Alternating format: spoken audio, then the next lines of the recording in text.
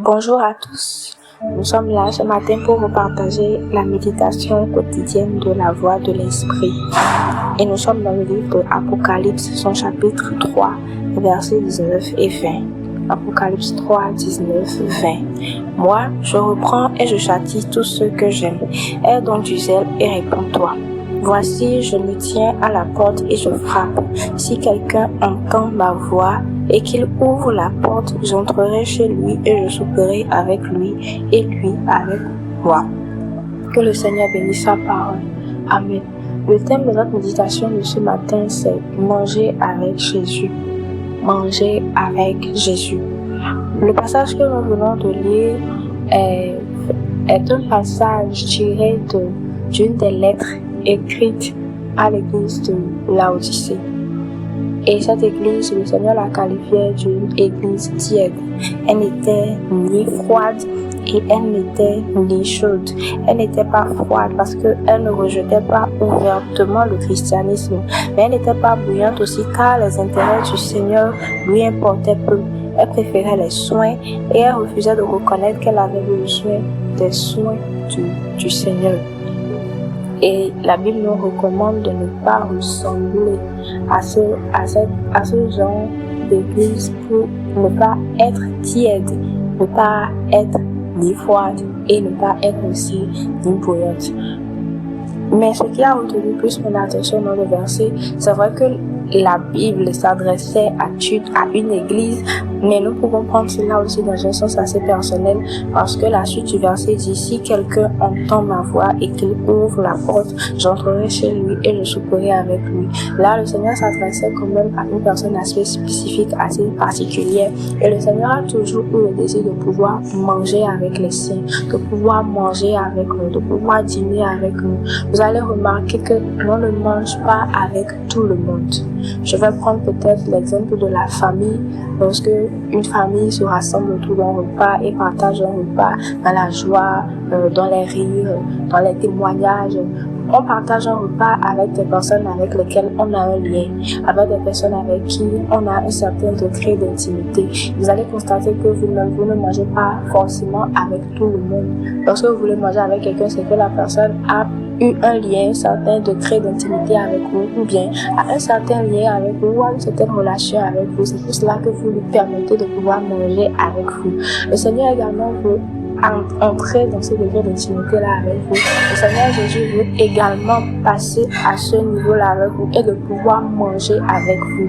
Mais si c'est que il y a eu un moment où vous êtes tombé, où il y a eu un moment où quelque chose n'a pas marché, le Seigneur dit au verset 19: aie donc du zèle et réponds-toi. Aie donc du zèle et réponds-toi. Se repentir également, c'est un zèle. Ce n'est pas facile, oui. Mais ce que le Seigneur attend de nous, c'est que lorsque nous tombons, c'est de pouvoir nous relever encore pour qu'il puisse toujours être en mesure de pouvoir manger avec nous de façon facile, pour qu'il n'y ait aucun obstacle, aucune barrière qui pourra empêcher que nous puissions aller dans ce degré d'intimité-là avec le Seigneur Jésus. La Bible dit que il châtie tous ceux qu'il aime. Et nous sommes bien conscients de l'amour de Jésus pour nous. Et nous ne doutons pas que Jésus nous aime. Ça veut dire que lorsque nous traversons des épreuves, lorsque nous passons par des situations, ce n'est pas que l'amour du Seigneur a eu un problème. Ce n'est pas que Dieu il a arrêté de nous aimer. Ce n'est pas qu'à un moment donné, nous avons fait quelque chose qui a énervé Dieu et qu'à partir de ce moment, Dieu a décidé de ne plus nous aimer et qu'il est en train de nous bombarder des épreuves. Non. Mais derrière même, c'est parce qu'il nous aime qu'il nous châtie. C'est parce qu'il nous aime qu'il nous corrige pour pouvoir nous amener à revenir encore sur la même voie. Et si c'est qu'il arrivait que nous tombions, nous devons nous repentir et revenir pour pouvoir obtenir une restauration complète de sa part, une restauration à tous les domaines de sa part. Comme ça, nous aurons toujours cette capacité-là ou cette facilité-là de pouvoir nous approcher de lui, de pouvoir toujours continuer par souper et par dîner avec lui. Le Seigneur Jésus et nous lorsque nous prenons Dieu et nous, la personne qui veut le plus être en relation avec nous, c'est Dieu lui-même.